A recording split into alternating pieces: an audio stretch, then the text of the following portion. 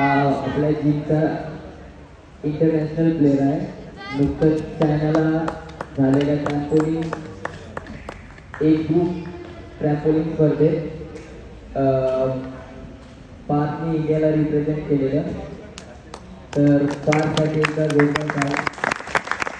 Parth